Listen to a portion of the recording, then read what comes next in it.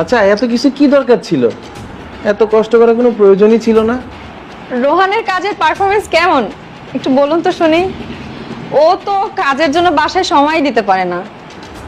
হ্যাঁ, রোহান তো অনেক ভালো কাজ করে, সবার সাথে ওর ভালো সম্পর্ক, আর তাছাড়া অফিসে ওর সব থেকে বেশি পারফরমেন্স বেস্ট। আর ও যতটুকুই কাজ করে খুব সিনসিয়ারলি কাজ করে। আর হ্যাঁ, একটু সমস্যা আছে, সেটা হচ্ছে মাঝে মধ্যেই ওর ছুটি লাগে। এইটা কেন জানি আমি বুঝি না। আর আজকেও ছুটি না। স্যার বলছিলাম যে হচ্ছে আমাদের যে নেক্সট প্রজেক্টটা আছে না, ওই প্রজেক্টটায় আমরা একটা বিশাল বড় কিছু করতে যাচ্ছি, প্রায় 1-1.5 কোটি টাকা প্রফিট হবে, এরকম কিছু একটা করতে যাচ্ছি স্যার। শাক দিয়ে কি আর মাছ ঢাকা যায় রোহান?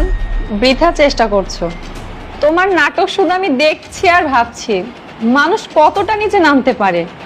দেখো তো ভয়েসটা চিনতে পারো কিনা। আমার বস্তুটা পাক্কা লুচ্চা, ও তো ক্যারেক্টারলেস, একদমই ভালো না। ওকে তোমার সামনে নিয়ে যাওয়া যাবে না। ও কোন আঙ্গিকে কোন ভাবে তোমাকে দেখে না দেখে, আমার তো সেটা সহ্য হবে না পাখি, বোঝো না? আমি তো ঠেলায় পড়ে চাকরিটা করতেছি। ওই রকম লুচ্চা বসের চাকরি আমি কি কোনোদিন করতাম বলো?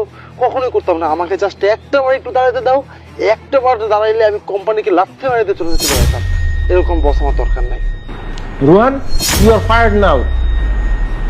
তোমার মতো কর্মচারী আমার কোম্পানিতে দরকার নেই।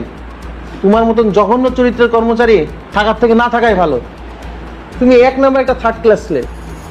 আমার কোম্পানিতে চাকরি করে আমার নামেই বদনাম করছো। ছি, মানুষ এত নিচে কিভাবে নামে? যে থালে খাও সেই থালেই ফুটা করো। আরে বাপরে, যদি সত্যি কথা হতো তুমি আমার নামে বলতা, সেটা মেনে নিতাম। কিন্তু মিথ্যা কথা বলে আমার নামে বদনাম করার মানেটা কি? আমি চাইলে ইচ্ছা করলে তোমাকে এখন পুলিশে দিতে পারি, অনেক কিছুই করতে পারি, কিন্তু আমি সেটা করব না। আমি চাই না এটা নিয়ে আর কোনো সিন ক্রিয়েট হোক। সারপ্রাইজটা কেমন লাগলো রোহান? আমি কিছুদিন যাবতই তোমাকে ফলো করছি। অনেক আগে থেকে আমার একটু সন্দেহ হচ্ছিল যে তোমার অন্য কোথাও চক্কর চলছে।